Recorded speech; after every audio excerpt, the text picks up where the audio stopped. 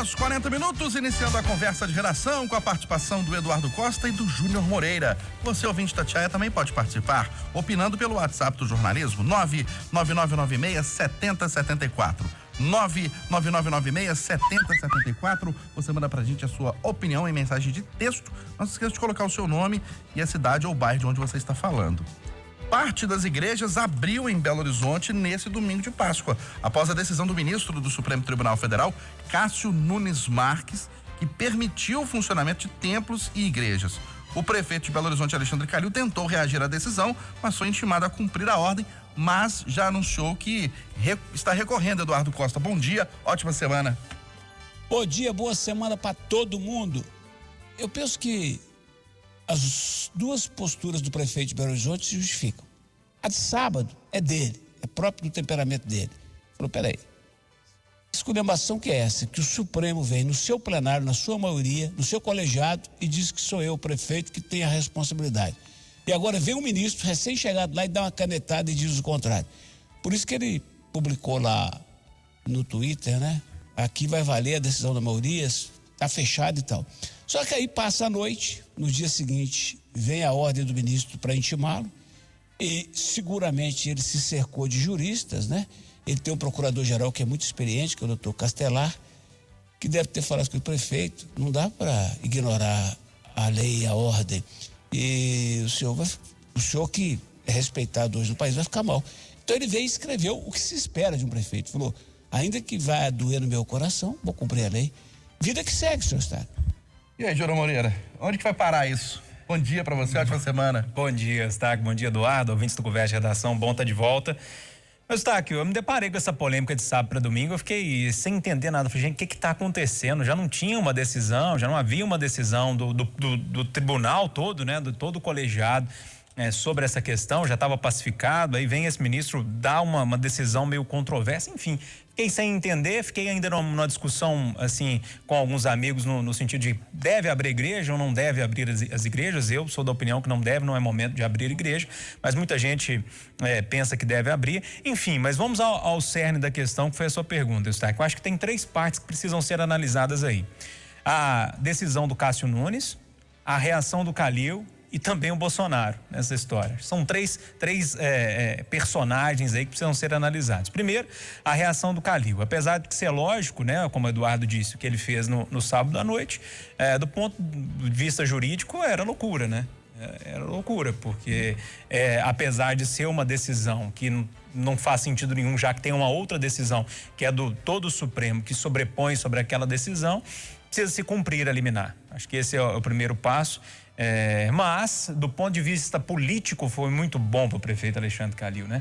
Ele ficou o dia inteiro na primeira página dos portais do Brasil inteiro, 5 minutos no Fantástico da TV Globo ontem à noite, ou seja, o nome dele ficou rodando em nível nacional durante todo um dia ou mais de um dia. E isso para um político que tem pretensões outras, se não a prefeitura de Belo Horizonte, é muito bom. Isso do ponto de vista político, né? Sobre a decisão do Cássio Nunes Marques, Eustáquio, vai virar picadinho no plenário do Supremo, né? Não se sustenta.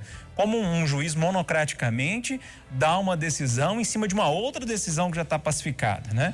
Aí eu fiquei me perguntando, foi apenas um erro de um magistrado? Ou atendeu algum interesse? E eu estou perguntando, não estou afirmando nada. Atendeu algum interesse? Qual interesse seria? Aí eu entro na questão do presidente Jair Bolsonaro, né? Para mim é muito claro que esse Cássio Nunes, o ministro Cássio Nunes, atendeu algum tipo de pressão, né? Seja da ala mais ideológica do governo, seja ali dos magistrados da área dos religiosos, né? Dos magistrados religiosos. E aí o governo ganha em todas as formas. Eu explico. Se a tese do Cássio Nunes cair por terra, o presidente Jair Bolsonaro, junto com a questão, com a parte mais ideológica, vai falar, olha, eu queria as igrejas abertas, vocês que são meus eleitores, mas o Supremo Tribunal não deixou. E se a decisão não cair, eu acho que vai cair. Mas se a decisão do Cássio Nunes Marques não cair, olha, que legal, eu consegui abrir as igrejas, tá vendo como eu sou religioso? Então ele ganha das duas formas. Esses três personagens, na minha opinião, são muito importantes para a gente entender toda essa confusão que aconteceu no fim de semana. Aqui no WhatsApp, duas opiniões, uma favorável e outra contrária a essa abertura das igrejas. A Eunice está dizendo o seguinte: olha, já frequentei uma missa nessa pandemia e seguramente foi o lugar mais seguro que fui, mais até que consultórios médicos. Uma outra opinião aqui é do Peixoto, do bairro Eldorado. Ele está dizendo que foi uma atitude louca do ministro Cássio Nunes Marques autorizar a abertura das igrejas.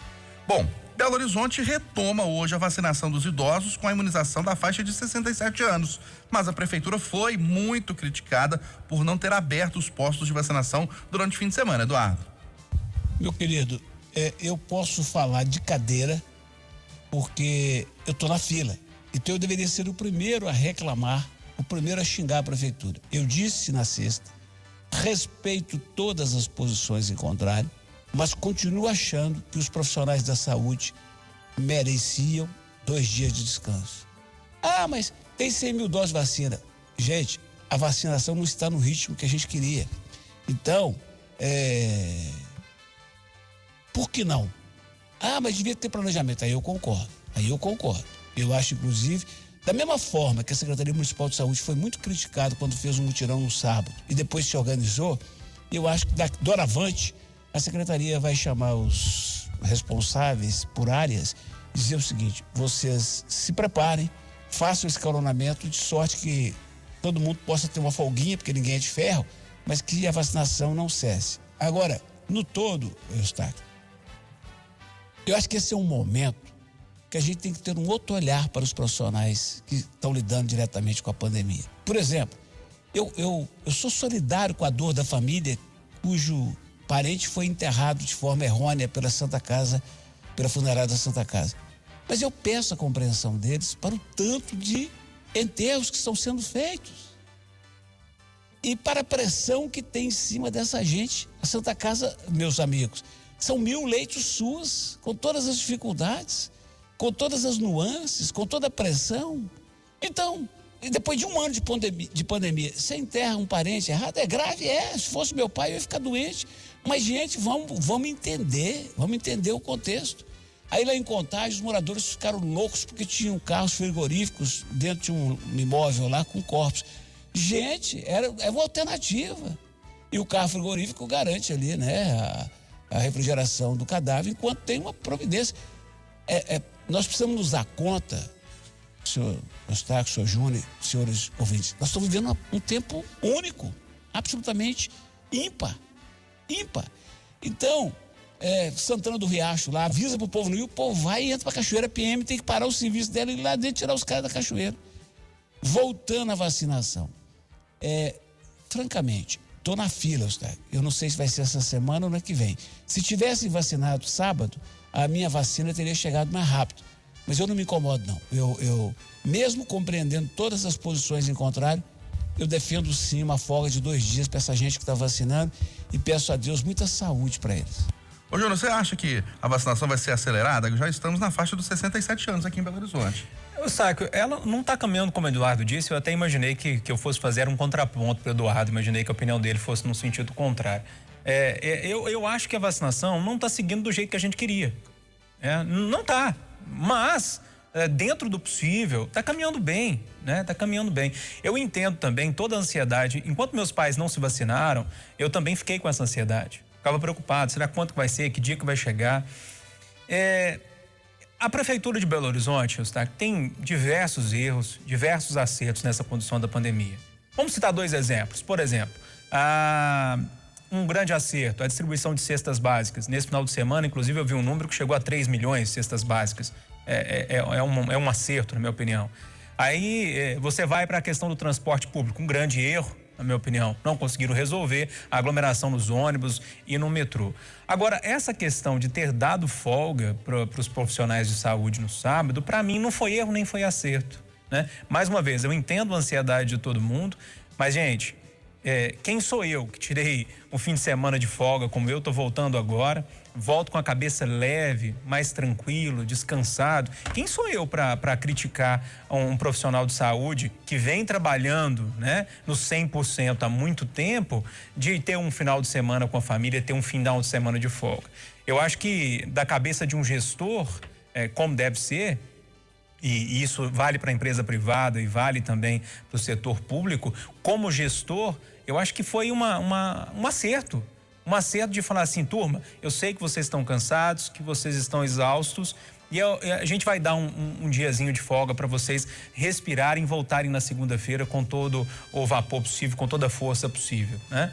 Eu sei que tem muitas pessoas que estão criticando, foi o que eu vi nas redes sociais no fim de semana, demais essa crítica, mas gente, esses profissionais que trabalham nos centros de saúde, geralmente não trabalham só nos centros de saúde. Geralmente essas pessoas têm jornada dupla. Por quê? Porque estão ajudando em outros hospitais, em outros locais, também cuidar de pacientes com Covid-19.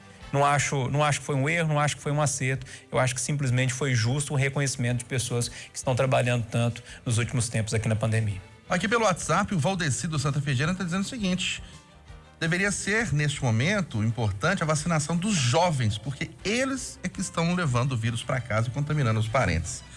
Ô Eduardo, promotor de justiça é preso em Belo Horizonte suspeito de matar a esposa. O que esse promotor está envolvido em confusão nos últimos anos não é brincadeira, né? Agora, mais essa, a pior delas, suspeita de matar a própria esposa. Eu preciso deixar claro que eu não conheço esse promotor, nunca estive perto dele, eu acho. Eu não me lembro de ter ele entrevistado e tal. E eu não tenho nada contra ele. Não tenho nenhum documento, nenhuma prova, nada contra ele. Agora, como bem disse o meu âncora preferido, sou Ostaco. Obrigado. Ele, desde 2013, que ele se mete em confusões.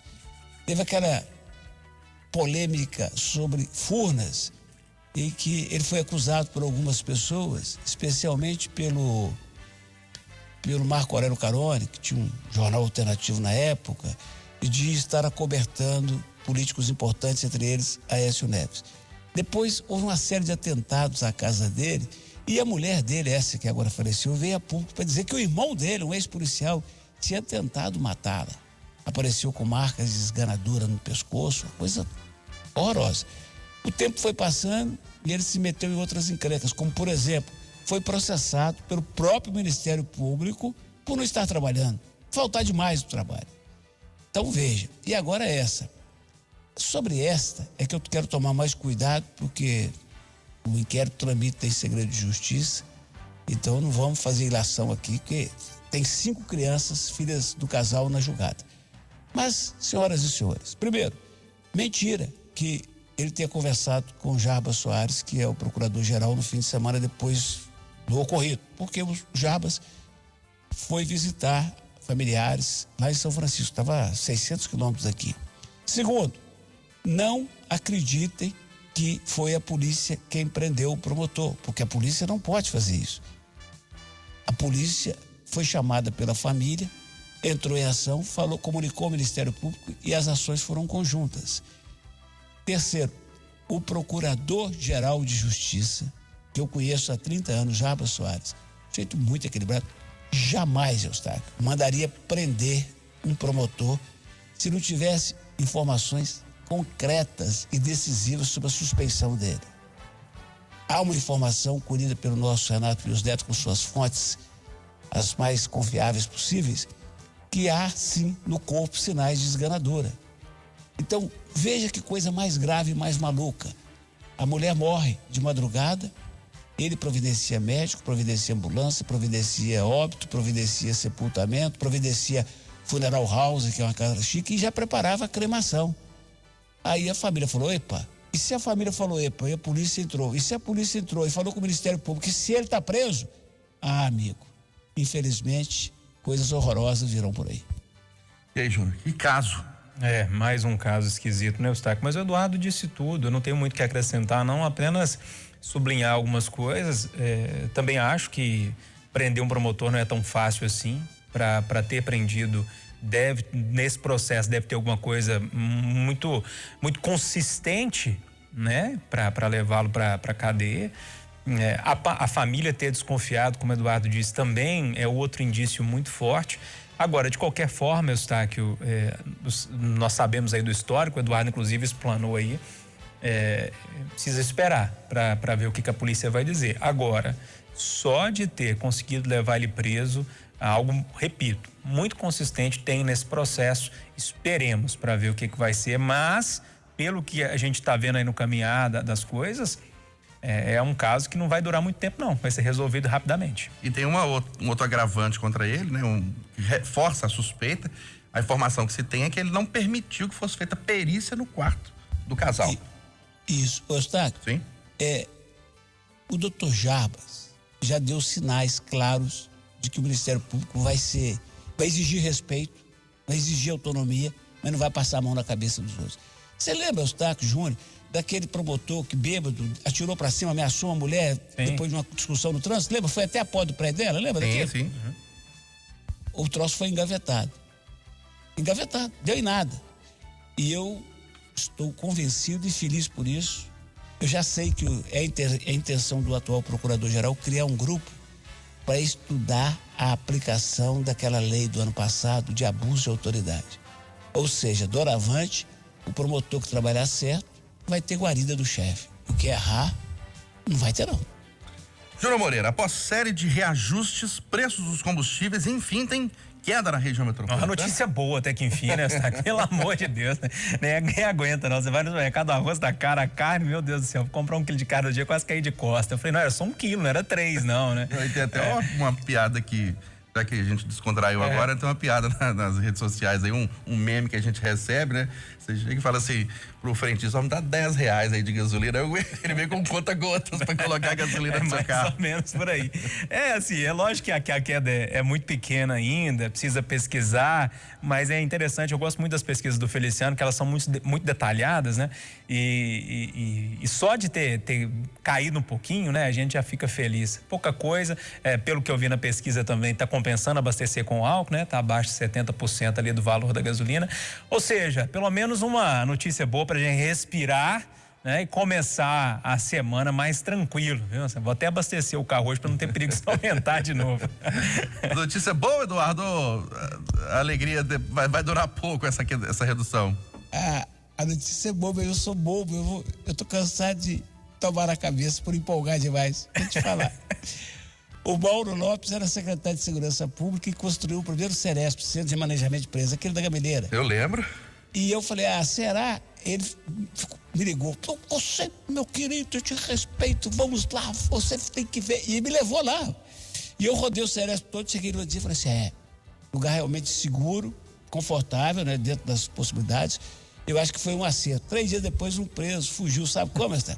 Eu lembro. Com uma colher, ele destruiu a parede com a colher de sopa. Aí depois disso, instalaram placas de aço nas paredes lá para evitar que isso acontecesse de novo. Teve um outro dia que eu falei que a cesta básica estava baixando e isso era visível nas gôndolas do supermercado. Cheguei em casa e minha mulher falou assim, você sabe quanto custa o quilo de arroz? Eu falei, não. E de óleo? Não. E de açúcar? Não. Então não conversa mesmo. Então, sabe qual a resposta minha para sua indagação, meu cara? Qual? Será? Vou esperar o Feliciano. Vambora com o otimismo? Vamos lá. Sinal eletrônico da Itatiaia vai marcar 8 horas em ponto em Belo Horizonte. Final do Jornal da Itatiaia, primeira edição desta segunda-feira. Apresentação Aline Neves e Eustáquio Ramos. Vem aí o Acidentão. Ótima semana a todos.